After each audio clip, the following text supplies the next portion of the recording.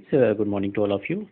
आज हम लोग बात करने वाले हैं एक नया चैप्टर पे जिसका नाम है रिपीट कमांड्स इन लोगो। तो शुरू करते हैं। रिपीट कमांड्स इन लोगो। हमें पता है कि ज़्यादातर हम लोग जो कमांड्स यूज़ करते हैं लोगों में वो लाइन की मदद से, या ये कहें हम कि स्ट्रेट लाइन की मदद से ड्राइंग करने के लिए है।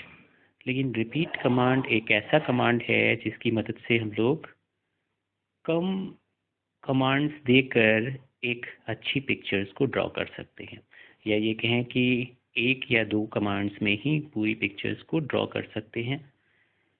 इसलिए हम लोग रिपीट कमांड्स का यूज़ करते हैं, और कैसे करते हैं, क्या करते हैं, हम लोग देखेंगे। Now we have learn how to move the turtle in MSW word screen. ये हम देख चुके हैं कि MSW या माइक्रोसॉफ्ट विंडो लोगो स्क्रीन में हम कैसे कर्सर को मूव करते हैं या टर्टल को मूव करते हैं। यहाँ कर्सर मतलब ट्रायंगल शेप का जो कर्सर है, जिसे हम टर्टल भी कहते हैं, उसकी बात हो रही है। Let us learn some more complex command of Logo. हम लोग कुछ और कॉम्प्लेक्स कमांड के बारे में बात करेंगे। With the help of this, we can do more work in logo, जिसकी मदद से हम और बहुत सारा काम कर सकते हैं लोगो में। Repeating less command, कम कमांड्स का यूज़ करके। This can be done with the help of different variant of repeat command. इसका काम हम कर सकते हैं रिपीट के अलग अलग तरीकों से। तो पहला जो रिपीट कमांड है या रिपीट कमांड कैसे लिखा जाता है उसका सिंटेक्स है। सिंटेक्स का मतलब होता है किसी कमांड को लिखने का तरीका या किसी चीज़ को लिखने का तरीका।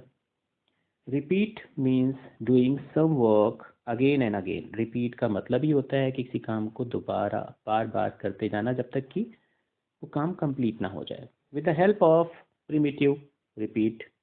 ये प्रिमिटिव वर्ड्स तो आपको अब तक फेमिलियर हो गए होंगे आप, कि प्रिमिटिव हम लोग लोगों में जो कमांड होता है उनको प्रिमिटिव कहते हैं। तो प्रिमिटिव रिपीट्स जो हैं, we can execute the same command again and again.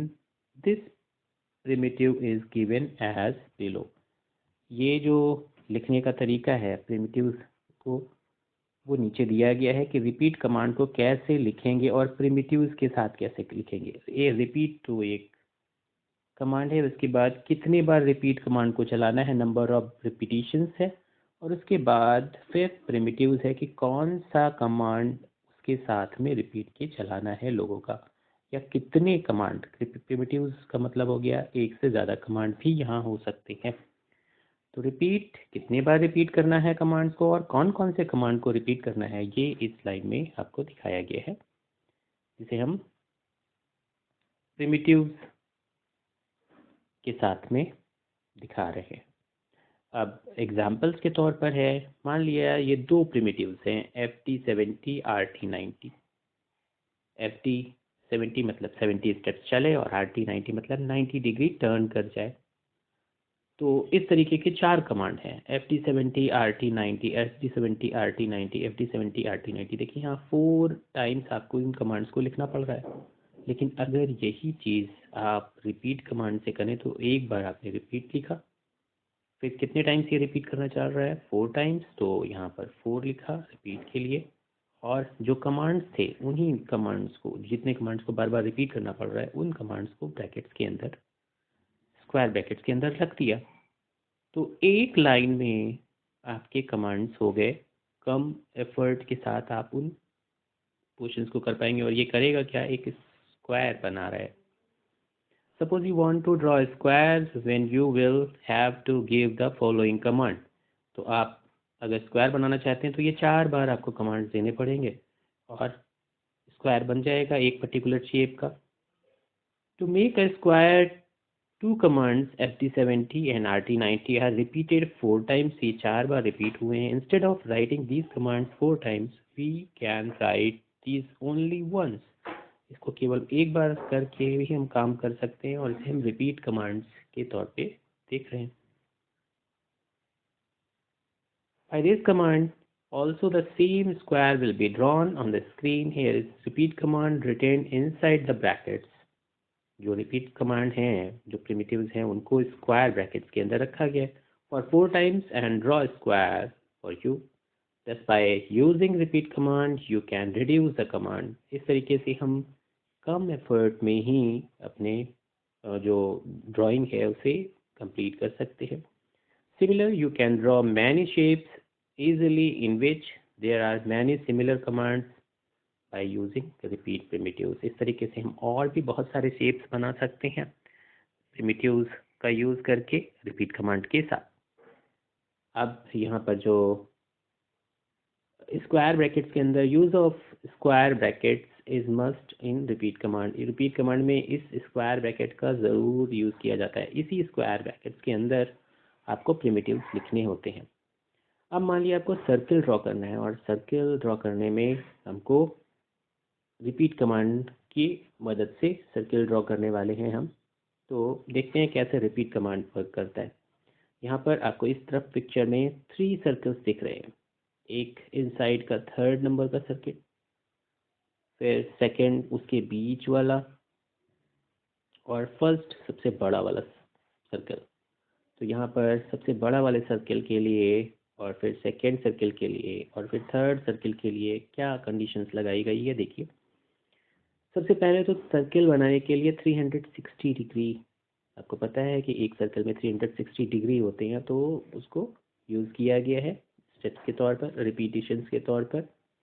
और FD 1 स्टेप्स और RT 1 मतलब एक एक एंगल घूमता जाए, एक एंगल घूम रहा है राइट और एक स्टेप चल रहा है. इस तरीके से उसने 360 में 1 एंगल और 1 स्टेप चलकर एक सर्कल कंप्लीट किया आउटर वाला. सॉरी. फिर रिपीट कमांड की मदद से अगर हम यही चीज़ 2 एंगल घुमा दें, मतलब स्टेप्स तो एक ही चले लेकिन एंगल 2 टाइम्स मूव कर जाए, इस तरीके से हम 360 की जगह 180 एंगल घूमकर मतलब 180 टाइम्स में ये कंप्लीट कर लेंगे. इसी तरीके से अगर 4 एंगल घूम जाए तो 4 × 90 360 हो जाएगा, इसलिए इसको 90 टाइम्स ही रिपीट करना पड़ेगा. इस तरीके से सर्कल की साइज़ छोटी हो जाएगी लेकिन सर्कल बनते जाएंगे. और अगर चाहें तो देखें इस तरीके से हम आइज़ को इंडिकेट कर सकते हैं. कार्टून्स में जो आइज़ बनाई जाती हैं आप उस तरीके से ये आइज़ आप ड्रॉ कर सकते हो. लास्ट दोबारा से इस चीज़ को दिखाया गया कि कितना एंगल्स और कैसे घूमता है. देखिए फर्स्ट वाले में हाफ सर्कल बन रहा है क्योंकि 180 टाइम्स रिपीट किया गया है, 1 डिग्री घुमाया गया है और 1 स्टेप चला गया है. लेकिन दूसरे में क्या है, रिपीट कमांड यूज़ किया गया है और यहाँ पर भी 1 स्टेप और 1 एंगल, लेकिन इसने 1/4 सर्कल बनाया है, आधे का भी आधा, क्योंकि 1 स्टेप चल रहा था. लेकिन यही चीज़ अगर 90 टाइम्स रिपीट करे लेकिन एंगल 2 डिग्री हो जाए तो देखो एंगल छोटा हो गया हाफ सर्कल, लेकिन ये सर्कल हाफ ही बन रहा है बट छोटा हो गया है क्योंकि रोटेशन जो है वो 2 एंगल्स का है. ये जो चीज़ें हैं जिनकी मदद से हम लोग कहते हैं कि सर्कल बना सकते हैं, स्क्वायर बना सकते हैं, या कोई भी ऐसी शेप्स जिसमें कमांड रिपीट जो हो रहा है कमांड उसमें बदलाव नहीं हो रहे. FD1 RT2 FD1 RT2 को हम 90 टाइम्स लिखें तो इतने कमांड होंगे. FD1 RT1 अगर 90 टाइम्स लिखें तो ये होंगे. 180 टाइम्स अगर ये हम लिखें तब ये जाकर इतना बड़ा सर्कल बनेगा. और ये सोचिए कि आपने 1 लाइन में ही इनको कर लिया, इसको 90 की जगह 1 लाइन में ही कर लिया, इसको 90 की जगह 1 लाइन में ही कर लिया.